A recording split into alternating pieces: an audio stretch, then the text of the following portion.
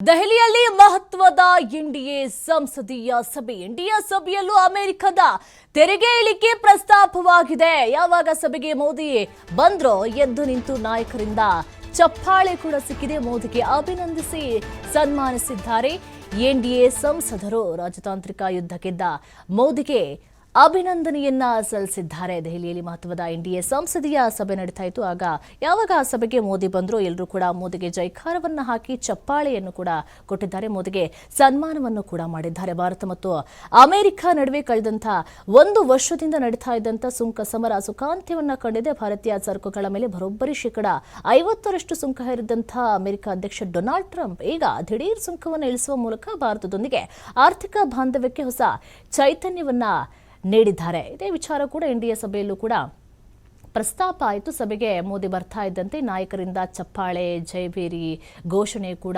ಸಿಕ್ಕಿರುವಂಥದ್ದು.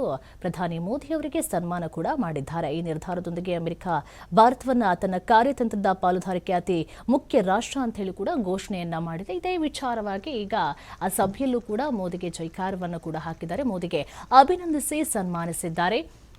NDA ಸಂಸದರು ರಾಜತಾಂತ್ರಿಕ ಯುದ್ಧಕ್ಕಿದ್ದ ಮೋದಿಗೆ ಅಭಿನಂದನೆಯನ್ನ ಸಲ್ಲಿಸಿದ್ದಾರೆ. ಮೋದಿಗೆ ಅಭಿನಂದನೆಯನ್ನ ಸಲ್ಲಿಸಿ ಸನ್ಮಾನವನ್ನು ಕೂಡ ಮಾಡಿದ್ದಾರೆ ಎನ್ಡಿಎ ಸಂಸದರು. ಯಾವಾಗ ಸಭೆಗೆ ಮೋದಿಯವರು ಬಂದರೂ ಸಭೆಗೆ ಬರ್ತಾ ಇದ್ದಂತೆ ಎದ್ದು ನಿಂತು ನಾಯಕರಿಂದ ಚಪ್ಪಾಳೆ, ಜೈಬೇರಿ ಎಲ್ಲವೂ ಕೂಡ ಸಿಕ್ಕಿದೆ. ಎನ್ಡಿಎ ಸಭೆಯಲ್ಲೂ ಕೂಡ ಅಮೆರಿಕದ ತೆರಿಗೆ ಇಳಿಕೆ ಪ್ರಸ್ತಾಪ ಆಗಿತ್ತು. ಇದೇ ವಿಚಾರವಾಗಿ ಆ ಸಭೆಯಲ್ಲೂ ಕೂಡ ಪ್ರಸ್ತಾಪ ಆಗೋದ್ರಿಂದ ಮೋದಿಗೆ ಜೈಬೇರಿಯನ್ನ ಹಾಕಿ ಸನ್ಮಾನವನ್ನು ಕೂಡ ಮಾಡಿರುವಂಥದ್ದು. ಭಾರತ ಹಾಗೂ ಯುಎಸ್ ನಡುವಿನ ಸುಂಕದ ಹಗ್ಗ ಜಗ್ಗಾಟ ಕೊನೆಗೂ ಕೂಡ ಮುಕ್ತಾಯ ಕಂಡಿದೆ. ಇದೇ ವಿಚಾರವಾಗಿ ಅಲ್ಲೂ ಕೂಡ ಪ್ರಸ್ತಾಪ ಆಗಿರೋದ್ರಿಂದ ಭಾರತದ ಸರಕುಗಳ ಮೇಲೆ 50% ಸುಂಕ ಹೇರಿದ್ದಂತಹ ಅಮೆರಿಕ ಅಧ್ಯಕ್ಷ ಡೊನಾಲ್ಡ್ ಟ್ರಂಪ್ ಬರೋಬ್ಬರಿ 1 ವರ್ಷಗಳ ಸುಂಕ ಸಮರದ ಬಳಿಕ ತನ್ನ ಸೋಲನ್ನು ಒಪ್ಪಿಕೊಂಡಿದೆ. ಕೊನೆಗೂ ಕೂಡ ಭಾರೀ ಪ್ರಮಾಣದಲ್ಲಿ ಸುಂಕವನ್ನ ಇಳಿಕೆ ಮಾಡಿದ್ದಾರೆ. ಇದು ಒಂದು ಸಂತಸದ ವಿಚಾರ. ಇದೇ ವಿಚಾರವನ್ನು ಇಟ್ಕೊಂಡು ಈಗ ಮೋದಿಗೆ ಸನ್ಮಾನವನ್ನು ಕೂಡ ಮಾಡಲಾಗಿದೆ. ಭಾರತದ ಮೇಲಿನ ಸುಂಕಗಳನ್ನು ಕೂಡ 18% ಇಳಿಸುವಂತಹ ನಿರ್ಧಾರವನ್ನು ಪ್ರಕಟಿಸಿರುವಂತಹ ಅಮೆರಿಕ